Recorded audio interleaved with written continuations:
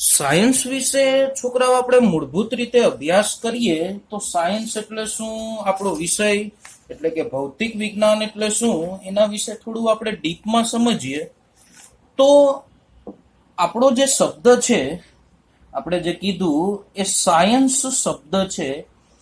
આ સાયન્સ શબ્દનો ઉદ્ભવ છે, એ સાયન્સ શબ્દનો ઉદ્ભવ મુખ્યત્વે લેટિન ભાષાનો શબ્દ એક છે સિન્ટિયા.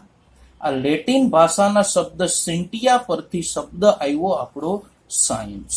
બરાબર, સાયન્સ ક્યાંથી ઉદ્ભવ્યું એનું હું તમને કહું છું. લેટિન ભાષાનો શબ્દ કયો છે? સિન્ટિયા. સિન્ટિયા પરથી શું બન્યું છે? સાયન્સ. બરાબર. અને આ સિન્ટિયા, આ શબ્દનો અર્થ છે મુખ્યત્વે જાણવું. બરાબર, શબ્દનો અર્થ શું થાય છે? કે જાણવું, એના વિશે અભ્યાસ કરવો. બરાબર. બીજું, આપણો સંસ્કૃત ભાષાનો શબ્દ, આપણી દેવોની ભાષા એટલે કે સંસ્કૃત, એ સંસ્કૃત ભાષાનો શબ્દ વિજ્ઞાન, એ વિજ્ઞાન પણ તમને આ જ અર્થ આપે. વિજ્ઞાન કઈ ભાષાનો શબ્દ છે? તો કે ભાઈ સંસ્કૃત, અને એનો અર્થ પણ શું થાય છે? તો કે ભાઈ જાણવું. બરાબર. બીજું, એક અરબી ભાષાનો શબ્દ છે. બરાબર, અરબી ભાષાનો શબ્દ છે ઇલ્મ. બરાબર, એ અરબી ભાષાનો શબ્દ ઇલ્મનો અર્થ પણ થાય છે શું? તો કે ભાઈ જાણવું. બરાબર, એટલે સાયન્સ એટલે મૂળભૂત રીતે જાણવું, આવો અર્થ થાય એવું આપણે થોડી ઘણી ખબર પડે. બરાબર, પણ શું જાણવું? વિજ્ઞાન એટલે શું જાણવાનો પ્રયાસ છે, શું જાણવાનો પ્રયત્ન છે, એના વિશે થોડું આપણે સમજીએ તો વિજ્ઞાન એ મુખ્યત્વે કુદરતી ઘટનાઓને સમજવા માટેનું જ્ઞાન છે. કુદરતી ઘટનાઓ સમજવી, કુદરતી ઘટનાઓને અનુરૂપ આગાહીઓ કરવી. બરાબર, એના વિશેનું વિજ્ઞાન એટલે શું છે? સાયન્સ છે. કુદરતી ઘટના આપણે બધાને ખબર છે કે વાવાઝોડું આવે ત્યારે આપણે શું કરી શકીએ? બરાબર, એ આપણે પહેલેથી ખબર ક્યારે પડશે?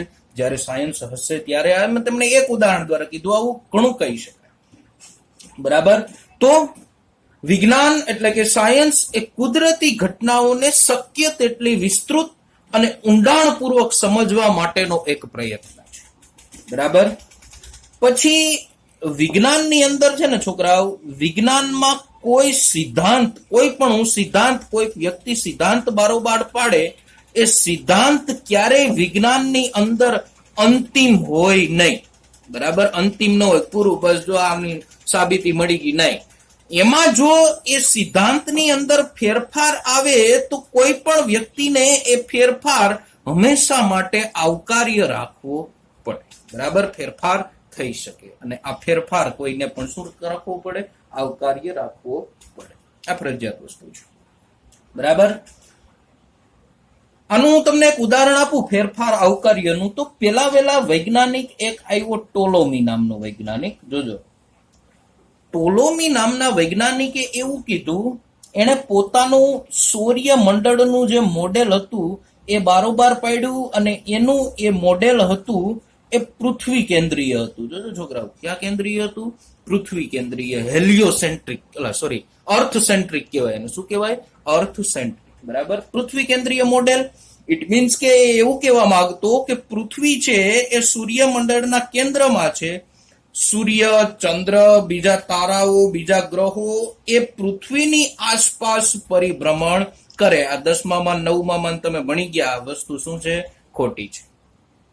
બરાબર, પણ આવું કંઈક પરિભ્રમણ થાય છે. એ પરિભ્રમણ થવાનું કારણ શું છે એના વિશેની થોડીક માહિતી એને આપી.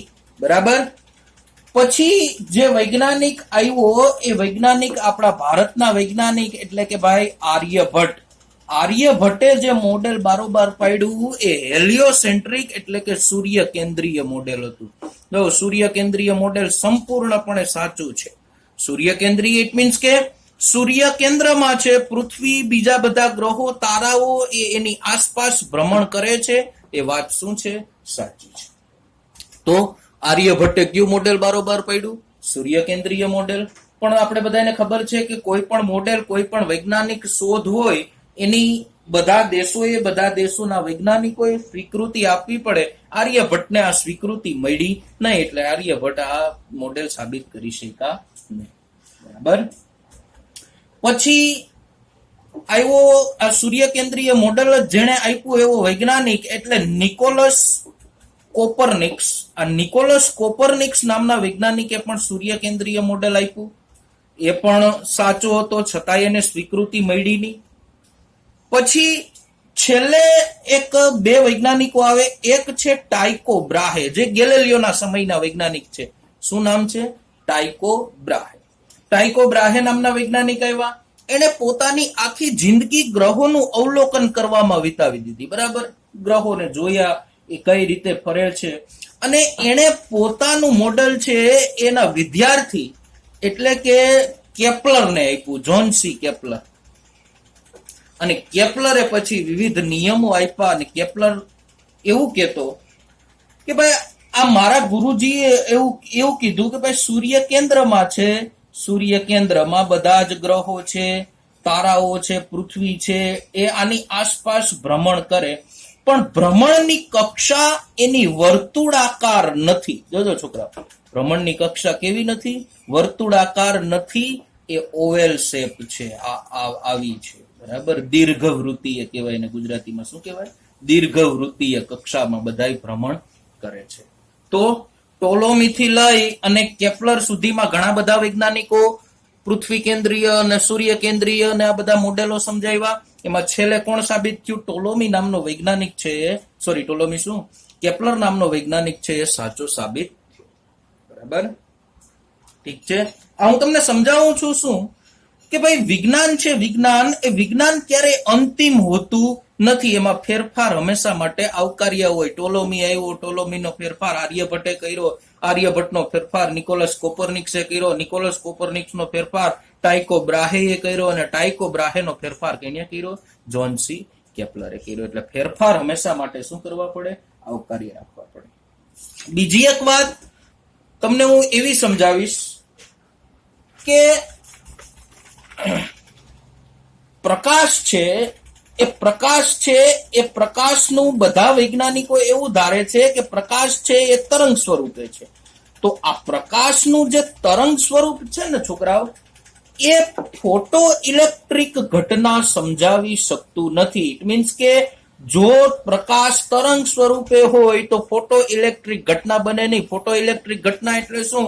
એ ધોરણ 12 ની અંદર આપણે વિસ્તૃત રીતે ભણશું ત્યારે ખબર પડશે. એ ફોટો ઇલેક્ટ્રિક ઘટના મુખ્યત્વે પ્રકાશનું કયું સ્વરૂપ દર્શાવે? કણ સ્વરૂપ દર્શાવે. એ પ્રકાશનું તરંગ સ્વરૂપ સાબિત કરીને આપતું નથી. તો આમાં પણ ફેરફાર હંમેશા માટે આવકાર્ય હોય છે. બરાબર. હવે આ વિજ્ઞાનની વાત થઈ. હવે આપણે ફિઝિક્સ તરફ આગળ વધીએ, ભૌતિક વિજ્ઞાન તરફ આગળ વધીએ. તો ભૌતિક વિજ્ઞાન એ મુખ્યત્વે પ્રાકૃતિક વિજ્ઞાનનો એક ભાગ છે. ભૌતિક વિજ્ઞાન શું છે? તો કે ભાઈ એ પ્રાકૃતિક વિજ્ઞાનનો ભાગ છે. પ્રાકૃતિક વિજ્ઞાન એટલે તમને બધાને ખબર છે, ખગોળીય ઘટનાઓ છે. આ મેં તમને જેમ પેલા કીધું એમ સૂર્યની, ચંદ્રની, પૃથ્વીની ગતિ કેવી રીતે થાય છે અને ગુરુત્વાકર્ષી બળો કેવી રીતે લાગે છે. બરાબર. આ બધી પ્રકૃતિ વિશેનો અભ્યાસક્રમ કેમાં આપણે કરવાનો છે? ભૌતિક વિજ્ઞાનની અંદર. કેમ કે આપણો જે શબ્દ છે ફિઝિક્સ, ઇંગ્લિશમાં આને ફિઝિક્સ કહેવાય, એ મૂળભૂત રીતે ગ્રીક ભાષાના શબ્દ પરથી આવ્યો. ક્યાંથી આવ્યો? ગ્રીક ભાષાના શબ્દ પરથી. અને એનો અર્થ શું થાય? તો કે પ્રકૃતિને સમજવા માટેનું વિજ્ઞાન છે. શું છે? ફિઝિક્સ છે. બરાબર. કુદરતના મૂળભૂત નિયમોનો અભ્યાસ તથા વિવિધ પ્રાકૃતિક ઘટનાઓમાં અભિવ્યક્તિ રજૂ કરતા વિજ્ઞાનને કયું વિજ્ઞાન કહેવાય? ભૌતિક વિજ્ઞાન અથવા તો ફિઝિક્સ કહી શકાય. હવે ફિઝિક્સનું કાર્યક્ષેત્ર છે. ફિઝિક્સ કયા કયા સ્તરે કાર્ય કરે છે એ આપણે થોડું સમજીએ. તો ભૌતિક વિજ્ઞાનનું પહેલા તો આપણે લખીએ શું? કાર્યક્ષેત્ર. જોજો છોકરાઓ, શું લખવાનું છે આપણે? કાર્યક્ષેત્ર. તો ભૌતિક વિજ્ઞાન કયા કયા એંગલે કાર્ય કરે છે એ આપણે થોડું સમજીએ. તો ભૌતિકના કાર્યક્ષેત્રના બે વિભાગો છે. તો બરાબર સમજો. એક ભાગ છે સ્થૂળ ભૌતિક વિજ્ઞાન અને બીજો ભાગ છે સૂક્ષ્મ ભૌતિક વિજ્ઞાન. બરાબર. સ્થૂળ કે જે વસ્તુને તમે નરી આંખે જોઈ શકો તે એને સ્થૂળ તરીકે ઓળખવામાં આવે. જે વસ્તુ નરી આંખે નથી જોઈ શકાતી એને સૂક્ષ્મ તરીકે ઓળખવામાં આવે. સ્થૂળ ભૌતિક વિજ્ઞાન એટલે એને ઇંગ્લિશમાં કહેવાય મેક્રોસ્કોપિક, અને સૂક્ષ્મ ભૌતિક વિજ્ઞાન એટલે એને ઇંગ્લિશમાં કહેવાય માઇક્રોસ્કોપિક. બરાબર. હવે સ્થૂળ ભૌતિક વિજ્ઞાનના પાછા બીજા 4 પાર્ટ છે. જોજો સ્થૂળની અંદર શું શું ભણવાનું આવે. એક તો છે યંત્રશાસ્ત્ર, બરાબર. બીજું છે ઇલેક્ટ્રો ડાયનેમિક્સ, બરાબર. ત્રીજું છે પ્રકાશશાસ્ત્ર. વિભાગ કઈ રીતે પડે હું તમને કહું છું. અને ચોથું છે આનું થર્મો ડાયનેમિક્સ. બરાબર. તો આ સ્થૂળ ભૌતિક વિજ્ઞાનના એટલા ભાગ છે. ક્યાં? યંત્રશાસ્ત્ર, ઇલેક્ટ્રોડાયનેમિક્સ, પ્રકાશશાસ્ત્ર અને થર્મોડાયનેમિક્સ. બરાબર. તો યંત્રશાસ્ત્રની અંદર તમે શું ભણશો? થોડુંક આપણે વિજ્ઞાન, આપણું ભૌતિક વિજ્ઞાન 11-12 સાયન્સની અંદર શું છે એના વિશેનો પણ અભ્યાસ કરીએ. તો યંત્રશાસ્ત્રની અંદર મૂળભૂત રીતે ન્યૂટનના ગતિના નિયમો આવું આપણે ભણશું. બરાબર. પછી બીજું ભણવાનું આવે ગુરુત્વાકર્ષણના નિયમો. બંને વિશે તમને ખબર છે ન્યૂટનના 3 નિયમો કયા કયા છે?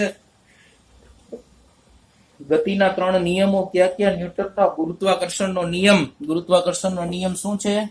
2 પદાર્થો વચ્ચે લાગતું ગુરુત્વાકર્ષી બળ બંને પદાર્થોના દળના ગુણાકારના સમપ્રમાણમાં અને તેમની વચ્ચે રહેલા અંતરના વર્ગના કેવા હોય? વ્યસ્ત પ્રમાણમાં હોય. એટલે F is equal to G m1 into m2 upon r square. તો આપણે યંત્રશાસ્ત્રની અંદર શું ભણશું? ન્યૂટનના ગતિના નિયમો, ગુરુત્વાકર્ષણના નિયમો. પછી કોઈ પદાર્થ છે એ પદાર્થ ગતિ કરે તો એની ગતિ કેવી હશે એ પદાર્થની ગતિ વિશેનો અભ્યાસ, એટલે કે વેગ, પ્રવેગ, આવું બધું ભણશું આપણે. પછી રોકેટની ગતિ થવાનું કારણ, કઈ રીતે એને પાછળથી હવા ધકેલે છે, થ્રસ્ટ કેવી રીતે લાગે અને રોકેટ કેવી રીતે ગતિ કરશે એ ભણશું આપણે. પછી ધ્વનિ તરંગો વિશેનો અભ્યાસ યંત્રશાસ્ત્રની અંદર કરવામાં આવે. પછી છે પાણીના તરંગો વિશેનો અભ્યાસ પણ યંત્રશાસ્ત્રની અંદર કરવામાં આવે. અને છેલ્લે સળિયાનું સંતુલન, એટલે કે આપણે ઉચ્ચાલન અને એ બધું ભણીએ, એ બધું આમાં આપણે યંત્રશાસ્ત્રની અંદર ભણશું. શું ભણશું? સળિયાનું સંતુલન. બરાબર. પછી ઇલેક્ટ્રોડાયનેમિક્સની અંદર વિદ્યુત અને ચુંબકીય ઘટનાઓનો અભ્યાસ. જો ઇલેક્ટ્રોડાયનેમિક્સની અંદર શું ભણશું? વિદ્યુત અને ચુંબકીય ઘટનાઓનો અભ્યાસ. વિદ્યુત અને ચુંબકીય ઘટનાઓનો અભ્યાસ આપણે કરીએ એટલે એના થોડાક વૈજ્ઞાનિકોને આપણે ધ્યાનમાં લેવા પડે. આ વૈજ્ઞાનિકો છે કુલંબ, એમ્પિયર, ઓસ્ટ્રેડ. આ બધા વૈજ્ઞાનિકોને આપણે ધ્યાનમાં લેશું, એને ભણશું આપણે. બરાબર. ફેરેડે, આ બધાના નિયમો આપણે ભણવાના આવશે ઇલેક્ટ્રોડાયનેમિક્સની અંદર. એના નિયમો છે વિદ્યુત અને ચુંબકીય ઘટનાઓને અનુલક્ષીને છે, એટલા માટે. બરાબર. પછી ચુંબકીય ક્ષેત્રની અંદર, ચુંબકીય ક્ષેત્રમાં કોઈ સુવાહક ગતિ કરે તો એ સુવાહકની ગતિ વિશેનો અભ્યાસ પણ આપણે ઇલેક્ટ્રોડાયનેમિક્સની અંદર કરશું. બરાબર. પછી આપણા ઘરની અંદર મળતો પાવર, એટલે કે એસી વોલ્ટેજ, આ એસી વોલ્ટેજનો અભ્યાસ પણ આપણે ઇલેક્ટ્રોડાયનેમિક્સની અંદર કરશું. પછી આપણા ઘરેથી જતા સિગ્નલ અથવા આવતા સિગ્નલ, એટલે કે એન્ટેનાની કાર્ય પદ્ધતિ વિશેનો અભ્યાસ પણ આપણે ઇલેક્ટ્રોડાયનેમિક્સની અંદર કરશું. પછી રેડિયો તરંગોનું કેવી રીતે પ્રસરણ થાય, એ રેડિયો તરંગોનું પ્રસરણ પણ આપણે ઇલેક્ટ્રોડાયનેમિક્સની અંદર ભણશું. બરાબર. પછી છે પ્રકાશશાસ્ત્ર. તો પ્રકાશશાસ્ત્રની અંદર મુખ્યત્વે આપણે જે 2 ઇક્વિપમેન્ટ ભણવાના આવે એ છે માઇક્રોસ્કોપ અને ટેલિસ્કોપની કાર્ય પદ્ધતિ. આ પ્રકાશશાસ્ત્રની અંદર આપણે ભણશું. પછી પ્રકાશીય બધી ઘટનાઓ આવી જાય, આઈગેન, સ્નેલ, તમે ધોરણ 10 ની અંદર ભણ્યા, વક્રીભવન, પરાવર્તન. આ બધું પણ આપણે કેની અંદર ભણશું? પ્રકાશશાસ્ત્રની અંદર ભણશું. પછી થર્મોડાયનેમિક્સ ની અંદર આપણે કેનો અભ્યાસ કરશું? તો કે કોઈ અલગ કરેલું તંત્ર છે એનું કાર્ય. અલગ કરેલું તંત્ર એટલે શું એ તમને ત્યારે ખબર પડશે કે જ્યારે આપણે થર્મોડાયનેમિક્સ નું ચેપ્ટર ભણશું. આખું એક ચેપ્ટર જ છે, ધોરણ 11 ની અંદર જ ભણશું. તો અલગ કરેલા તંત્રનું કાર્ય, એ અલગ કરેલા તંત્ર દ્વારા ઉષ્માની થતી આપલે વિશેનો અભ્યાસ. પછી એ અલગ કરેલા તંત્રનું તાપમાન, બરાબર, એ તંત્રની આંતરિક ઉર્જા, ઉષ્મા એન્જિન, આપણા ઘરની અંદર રાખેલું રેફ્રિજરેટર, આ બધાનો અભ્યાસ આપણે કેની અંદર કરશું? થર્મોડાયનેમિક્સની અંદર. પછી સૂક્ષ્મ સ્થૂળ ભૌતિક વિજ્ઞાન અહીંયા પૂરું થયું. સ્થૂળ ભૌતિક વિજ્ઞાનની 4 શાખાઓ કઈ કઈ છે? યંત્રશાસ્ત્ર, ઇલેક્ટ્રોડાયનેમિક્સ, પ્રકાશશાસ્ત્ર, થર્મોડાયનેમિક્સ. આ સ્થૂળ ભૌતિક વિજ્ઞાનની શાખાઓ છે, બરાબર. હવે સૂક્ષ્મ ભૌતિક વિજ્ઞાનની અંદર આપણે smallest part of the world એટલે કે પરમાણુ, અને પરમાણુ છે એ દુનિયાનો સૌથી શું છે? નાનો ભાગ. પરમાણુ અને ન્યુક્લિયસનું બંધારણ, પરમાણુનું કેન્દ્ર એટલે એને કેના તરીકે ઓળખવામાં આવે? ન્યુક્લિયસ તરીકે. આ ન્યુક્લિયસની અંદર પ્રોટોન રહેલા હોય, ન્યુટ્રોન રહેલા હોય, ઇલેક્ટ્રોન છે પરમાણુમાં ફરતે પરિભ્રમણ કરતા. આ બધું થોડું તમે ભણી ગયા. આ કોનો ભાગ છે? તો કે સૂક્ષ્મ ભૌતિક વિજ્ઞાનનો, બરાબર. ઇલેક્ટ્રોન છે, પ્રોટોન છે, ઇલેક્ટ્રોન પરનો વીજભાર કેટલો, પ્રોટોન પરનો વીજભાર કેટલો, આ વીજભારનું કારણ શું, ઇલેક્ટ્રોન શું કામ પોતાનો પિતૃ પરમાણુ છોડતા નથી, આ બધાનો અભ્યાસ આપણે કેમાં કરશું? તો કે ભાઈ સૂક્ષ્મ ભૌતિક વિજ્ઞાનની અંદર, બરાબર. તો આપણે પેલા સાયન્સ વિશે ભણ્યા કે સાયન્સ એટલે શું, બરાબર. સાયન્સ આપણે કયા ક્ષેત્રે ઉપયોગી છે, બરાબર. તો કે સાયન્સ એ લેટિન ભાષાના શબ્દ સિન્ટિયા પરથી આવેલો શબ્દ છે કે જેનો અર્થ છે જાણવું, બરાબર. પછી એનો આપણો સંસ્કૃત ભાષાનો શબ્દ એટલે કે વિજ્ઞાન, એનો અર્થ પણ થાય જાણવું, બરાબર. અને અરબી ભાષાનો શબ્દ ઇલ્મ, આ બધાનો અર્થ પણ શું થાય? જાણવું. તો સાયન્સનું મુખ્ય કામ શું છે? જાણવું. જાણવાનું શું છે આપણે? તો કે ભાઈ મુખ્યત્વે આપણે શું જાણવાનું છે? કુદરતી ઘટનાઓ વિશેનો અભ્યાસ કરવાનો કેમાં છે? સાયન્સની અંદર. પછી આપણે એવું ભણ્યા કે સાયન્સમાં ફેરફાર હંમેશા માટે, વિજ્ઞાનની અંદર ફેરફાર હંમેશા માટે આવકાર્ય હોય. કઈ રીતે આવકાર્ય હોય એ મેં તમને કીધું, બરાબર. ટોલોમી નામનો વૈજ્ઞાનિક આવે, પૃથ્વી કેન્દ્રીય મોડેલ આપે, ન પાસ થાય. આર્યભટ્ટ આવે, સૂર્ય કેન્દ્રીય મોડેલ આપે, ન પાસ થાય. નિકોલસ કોપરનિક્સ આવે, એ પણ સૂર્ય કેન્દ્રીય મોડેલ આપે, પણ એ પાસ ન થાય. છેલ્લે ટાઇકો બ્રાહે છે, એ સૂર્ય કેન્દ્રીય મોડેલ આપી પોતાના થીસીસ છે એ પોતાના વિદ્યાર્થી કેપ્લરને આપી, અને પછી કેપ્લર એવું કહે કે ભાઈ એ કક્ષાઓ છે દીર્ઘવૃત્તીય છે, સૂર્ય કેન્દ્રમાં છે, અને દીર્ઘવૃત્તીય કક્ષાઓમાં પૃથ્વી, ચંદ્ર અને બીજા બધા ગ્રહો છે એ સૂર્યની આસપાસ ભ્રમણ કરે છે. આ સાબિતી થાય, બરાબર. એટલે આ ફેરફાર હંમેશા માટે સાયન્સની અંદર કેવો હોય? આવકાર્ય હોય. પછી આપણે એવું ભણતા હતા કે બીજી એક વસ્તુ છે કે પ્રકાશનું જે તરંગ સ્વરૂપ છે, પ્રકાશનું તરંગ સ્વરૂપ છે એ ફોટો ઇલેક્ટ્રિક ઘટના સમજાવી શકતું નથી. તો કયું સ્વરૂપ ફોટો ઇલેક્ટ્રિક ઘટના સમજાવી શકે? તો કે પ્રકાશનું કોણ સ્વરૂપ છે એ ફોટો ઇલેક્ટ્રિક ઘટના સમજાવી શકે. પછી ફિઝિક્સ, તો કે આપણું જે ફિઝિક્સ છે એ પ્રાકૃતિક વિજ્ઞાનનો એક ભાગ છે. ગ્રીક ભાષાનો શબ્દ ફિઝિક્સ પરથી આવેલું ભૌતિક વિજ્ઞાન એવું છે. પછી આપણે ભૌતિક વિજ્ઞાનના કાર્યક્ષેત્ર વિશે ભણતા હતા. ભૌતિક વિજ્ઞાનનું કાર્યક્ષેત્ર શું છે? સ્થૂળ અને સૂક્ષ્મ સ્વરૂપે સ્થૂળની બીજી 4 શાખાઓ, યંત્રશાસ્ત્ર, ઇલેક્ટ્રોડાયનેમિક્સ, પ્રકાશશાસ્ત્ર અને થર્મોડાયનેમિક્સ. આ બધાની અંદર કેનો અભ્યાસ કરવાનો આવે એ બધું આપણે વિસ્તારથી ભણ્યા. સૂક્ષ્મની અંદર મુખ્યત્વે પરમાણુ અને ન્યુક્લિયસના બંધારણનો અભ્યાસ, સૂક્ષ્મ સ્તરનો અભ્યાસ કરવાનો આવે, બરાબર. આ આપણી થોડીક વિજ્ઞાન અને ભૌતિક વિજ્ઞાન વિશેની બેઝિક માહિતી થઈ, બરાબર. હવે પછીના લેક્ચરની અંદર આપણે થોડુંક ગાણિતિક ક્રિયાઓ અમુક આવે છે, સાદુરૂપો અમુક આવે છે, એ આપણે ભણશું. એકમો ક્યાં ક્યાં છે એ એકમો વિશેનો અભ્યાસ આપણે આપણા નેક્સ્ટ પીરિયડની અંદર કરશું, બરાબર છોકરાઓ.